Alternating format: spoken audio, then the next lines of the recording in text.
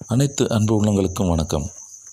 தற்போதைய தமிழக பாஜகவில் தலைவராக பொறுப்பேற்றுள்ள ஐயா நயினா நாகேந்திரனுக்கு அண்ணாமலைஜி ஒரு சரியான பிளாட்ஃபார்ம் அமைச்சு கொடுத்துருக்காரு. இதை ஏன் நம்ம இப்படி பேசுகிறோம்னா, அண்ணாமலைக்கு முன்னாடி இருந்த அம்மா தமிழிசை மற்றும் முருகன்ஜி இவங்கெல்லாம் இபிஎஸ் கூட நடந்த கூட்டணி பேச்சுவார்த்தைகளில் இபிஎஸ் கொடுத்த take it or leave it அப்படிங்கிற ஆஃபரை தான் சூஸ் பண்ண முடிஞ்சது.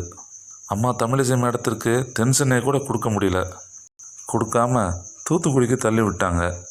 மாநில தலைவரான தனக்கு வெற்றி வாய்ப்புள்ள தொகுதியை கேட்டு பெற முடியாத சூழல் தான் ஐயா இபிஎஸ் பண்ணார். இந்த மாதிரி செஞ்ச இபிஎஸ்கிட்ட அதை எதிர்த்து ஒன்றும் கூட பண்ண முடியல இவங்களால்.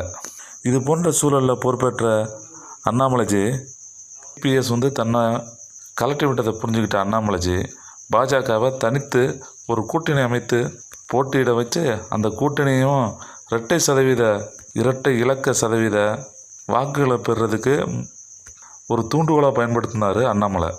இதற்கு முன்னாடி ஐயா பொன் ராதாகிருஷ்ணனும் இதே போன்று அவருடைய தலைமையில் ஒரு நல்ல கூட்டணி அமைத்தார்.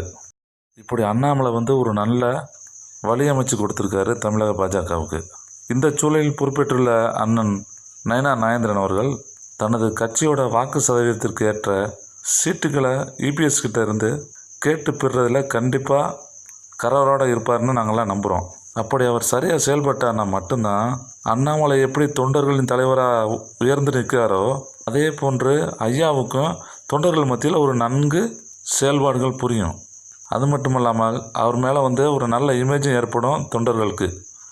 ஒருவேளை ஐயா இபிஎஸ் முரண்டு பிடிச்சார்னா தமிழக பாஜகவை முன்னிலைப்படுத்தி அண்ணாமலை உதவியோட ஒரு நல்ல கூட்டணி அமைக்கலாம்.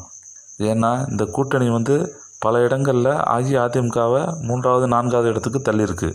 இந்த மாதிரி விஷயங்கள் அடுத்து வரும் 29ஆம் ஆண்டு தேர்தலில் ஐயா மோடிக்கு பெரிய ப்ளஸ்ஸாகவும் அமையும், நமக்கும் பல சீட்டுகளை பெற்றுத்தரும். அதே நேரம் தமிழக பாஜகவும் தனித்துவத்தோடு இயங்கும். ஐயாவுக்கு ஒரு நல்ல கிடச்சிருக்கு. பார்ப்போம் வருங்காலங்களில் ஐயா போகிற பாதை சிங்கப்பாதையா இல்லை இபிஎஸ் கொடுக்குற சீட்டுகளை வாங்கிட்டு தொண்டர்களை அடிமையாக்க போகிற அடிமை பாதையாங்கிறது விரைவில் தெரிய வரும். நன்றி நண்பர்களே.